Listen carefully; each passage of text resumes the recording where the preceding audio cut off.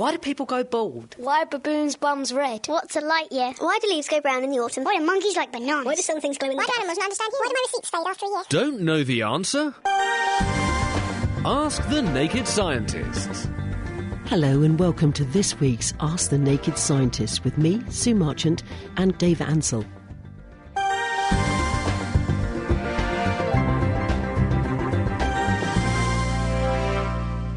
Alan is on the line right now. Hello, Alan. Yes, hello there, Sue. You're through to Dr. Dave. Hello, Dr. Dave. Hello. It's a three-part question, actually.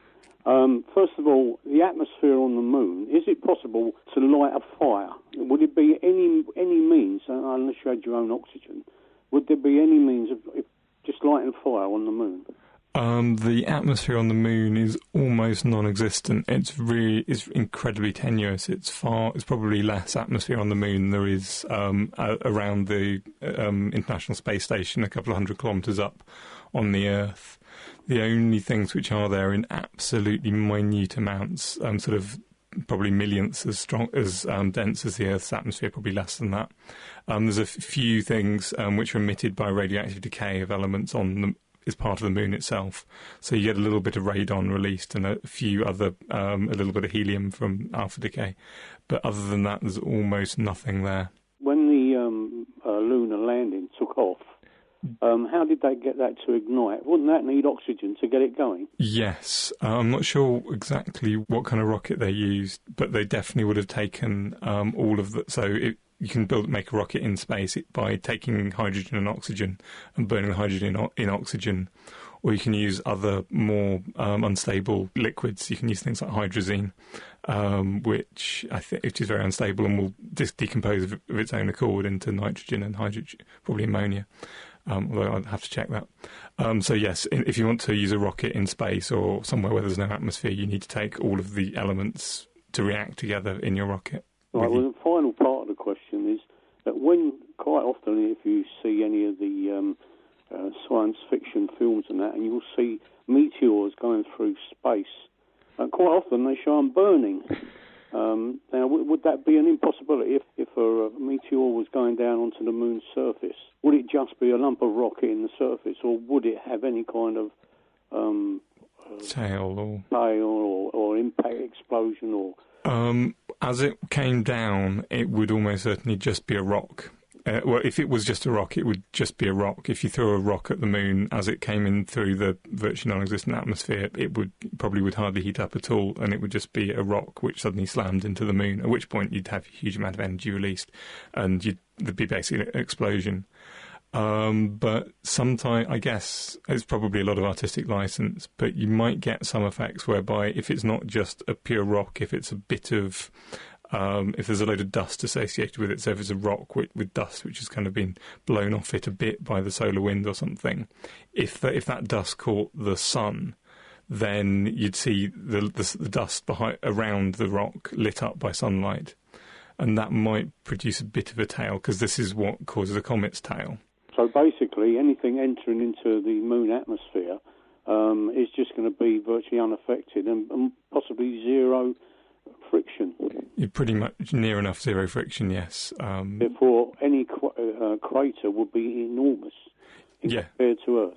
Although there's less atmosphere on the moon, there's also less gravity on the moon, so I'd have to do the calculations, or have to... it's going to be a very difficult calculation to do, because it's all about air resistance.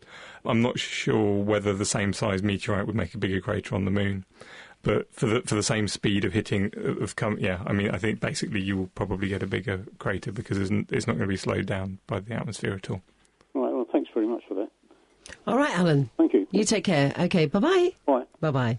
Now, Dr. Dave, John in Peterborough wants to know what is the actual size of a train's diesel engine and what is its fuel consumption. Oh, that's a good one. Well done, John. I've been looking at the fuel consumption. I think it's very dependent on the size of the train and what kind of train it's doing and whether it's going up and down hills. But various of them are sort of talking about, for a largish train, sort of passenger train with 8 or 10 carriages, is of the order of, give or take, sort of about a mile a gallon. So, but remember, you've got 500 people on there, so So that's pretty good going, actually, per person. But for the actual train, around a mile a gallon, or sort of a couple of gallons a mile. That's good, actually. How many people do they fit into a train carriage, seating and that? Sort of 90, again, it depends on how big the carriage is, but 90 or 100, so that's quite big. And the actual engine size, again, it depends on the kind of the train you're talking about, because some of the smaller commuter trains have actually got a diesel engine under each coach. So that's probably the sort of similar size to a truck diesel engine, sort of 4 or 5 times bigger than a car engine, sort of in volume.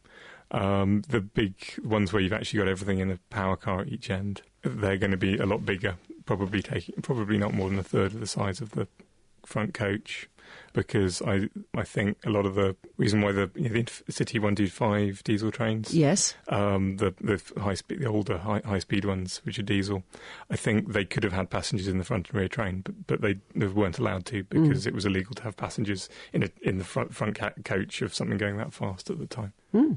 All right, okay, so about big gallon a mile. Gallon a mile, give or take. Gallon a mile. How many litres is that? About 4. About 4, OK. We've got Dave on the line. Hello, Dave. What's your question to Dr. Dave? Is it possible that in their formative years, say 2 to 3,000 million years ago, early life forms started rotating left and right due to being north and south of the equator?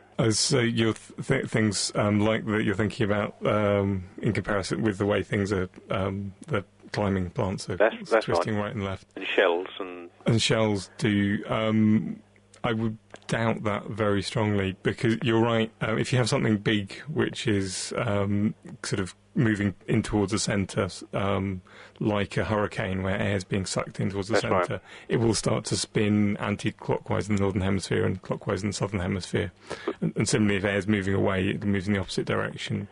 The smaller you get, though, the smaller that effect is. Well, I'm thinking about extremely small. I'm not talking about life forms as we know them now. I'm talking about even pre-cellular.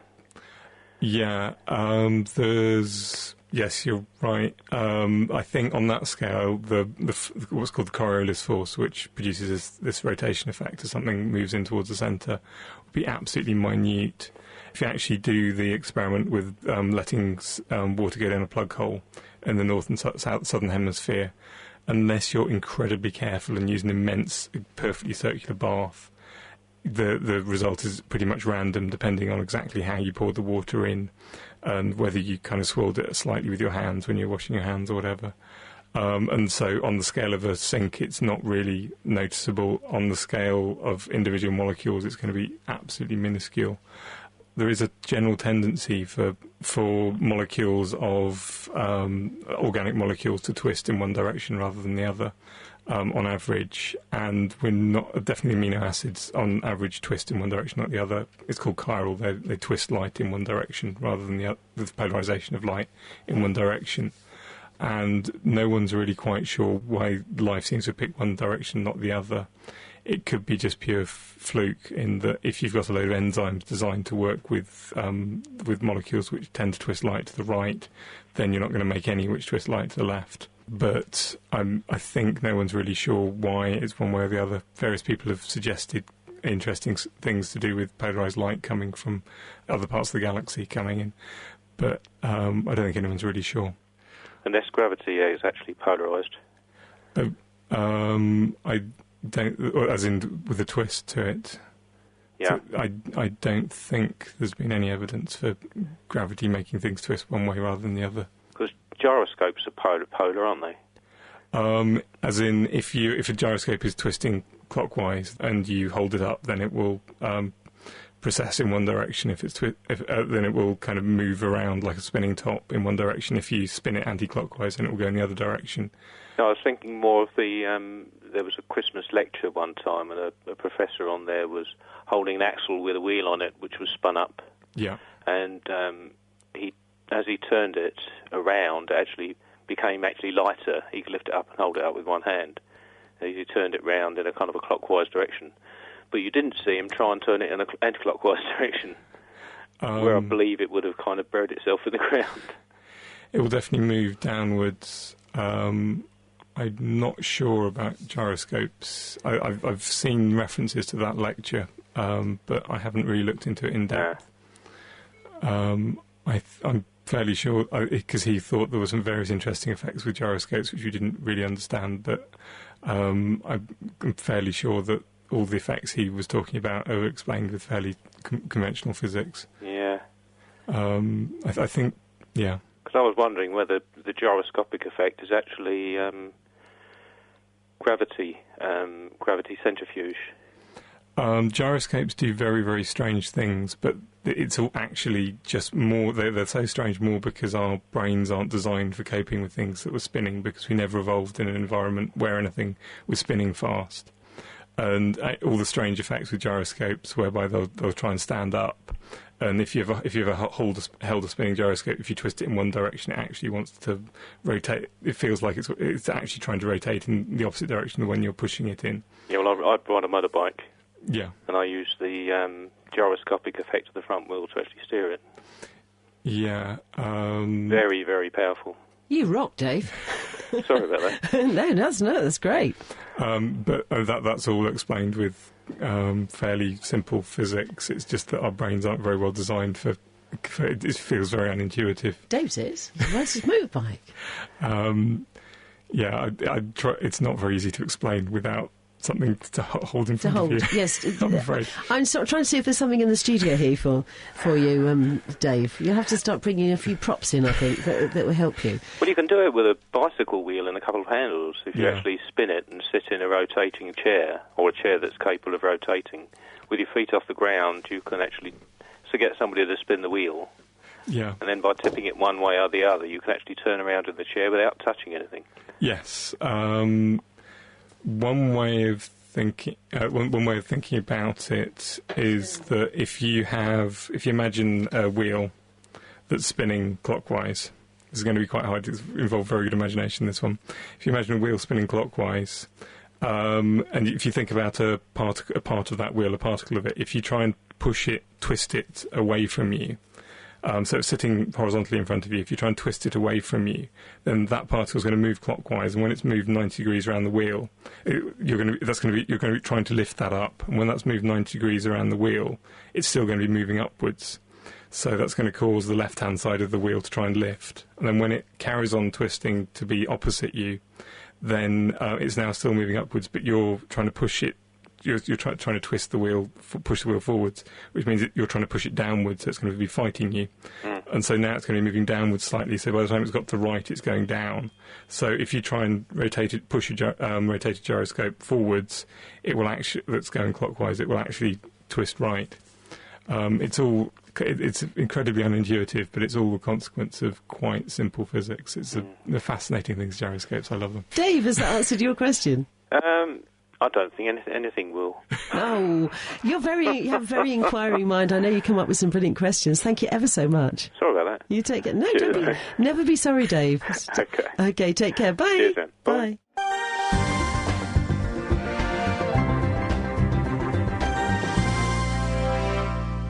Daniel has sent an email in with a question.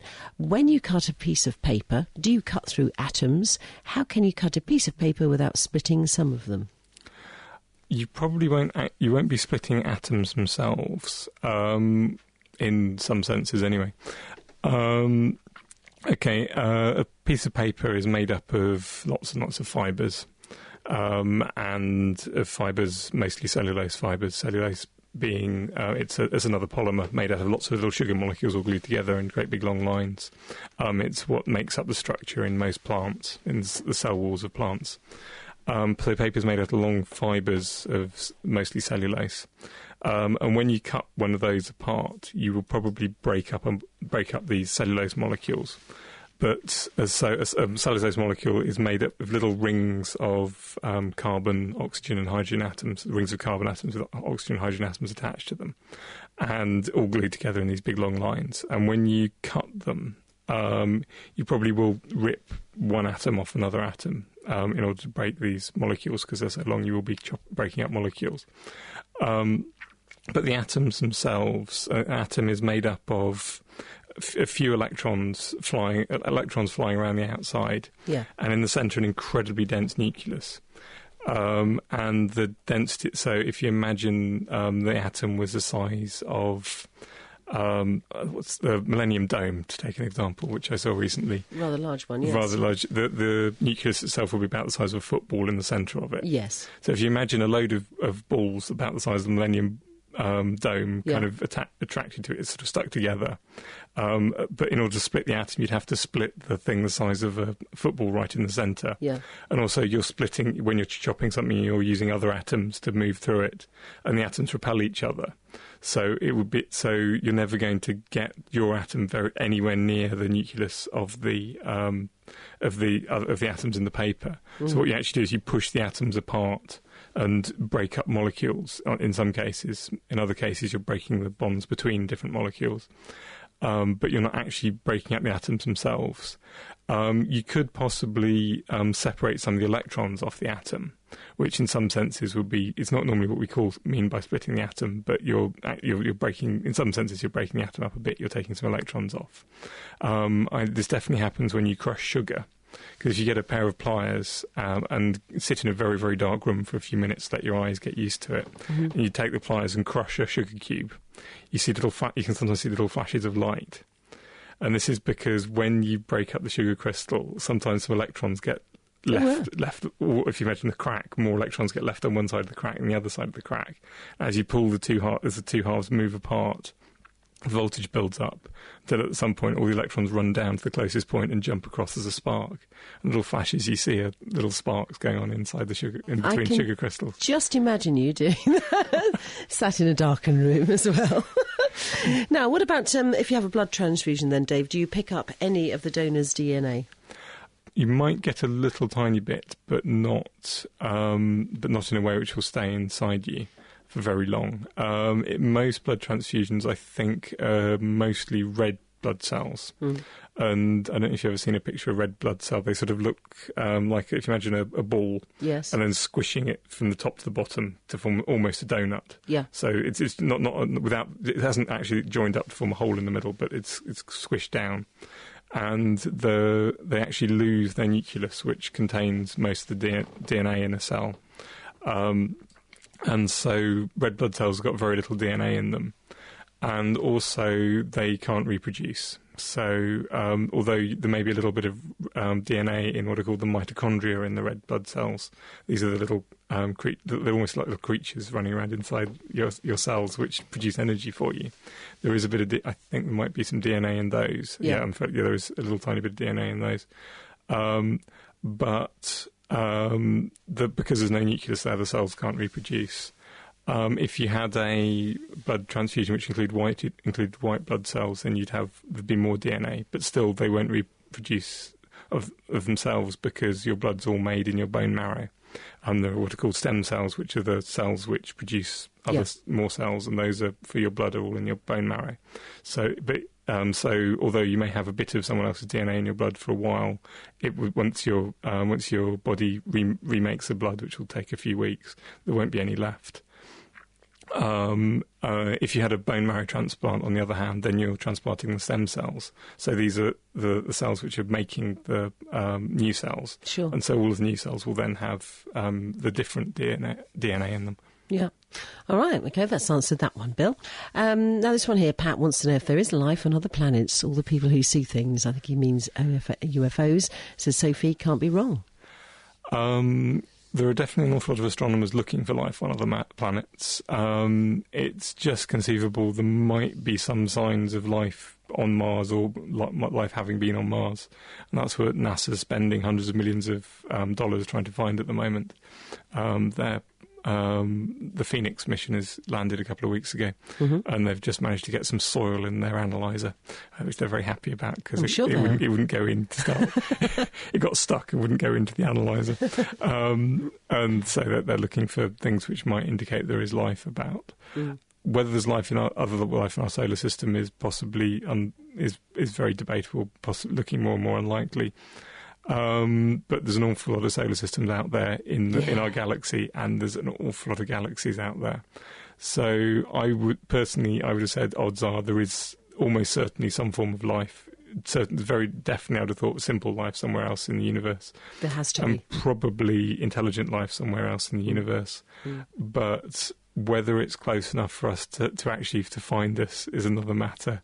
And I'm very sceptical of we know you're sceptical. The people who claim that they've been abducted by aliens. It's possible. I mean, there's no reason why, in theory, it shouldn't happen. Anything can happen. But there's not very good evidence for it. All right, well, here's something, talking about the ether. Jim in Holcombe says, "Hi, Sue, can you ask Dave, when you send a text somewhere, and, they'll often say, put text 123 to 86425 or text A or hear that. If you don't, and if you don't put that there, we won't get it. Do they get that actual text? Or if they don't get it, where do those texts go?" This is where they say text French to French to 849 10 1 or whatever. Get a brochure about Paris or something. Yeah. Basically, I think, I'm not sure, I'm extrapolating from what I know about the system, that probably what's happening is all the text gets sent to a central computer, and it's probably expensive to have a text number attached to a computer, so they want to be able to use it, and it probably takes a long time to set up, so they want to be able to use it for various different things. Making money. So when it gets to their computer, they then want to be able to sort the text messages for different reasons, and so they'll then look for the characters at the beginning of the string, which says, I don't know, send me a car or cabbage or whatever, and then it will take all the text messages and put it in one folder, a bit like when automatically sort emails. And then all the others will probably get sent to another folder. And then depending on the organisation, on how many text messages they're getting every second, whether someone will look through that folder or not is debatable. And so if they don't get it, it could just go into it's digital. You can just lose it. That's it for this week. Our doctors will be back with me next week for more Ask the Naked Scientist. But don't forget, you can also catch them on the Naked Scientist podcast, which you can find on the Naked Scientist website, www.nakedscientist.com. The Naked Scientists are sponsored by the Wellcome Trust, the EPSRC and UK Fast. For more information, look us up online at nakedscientists.com.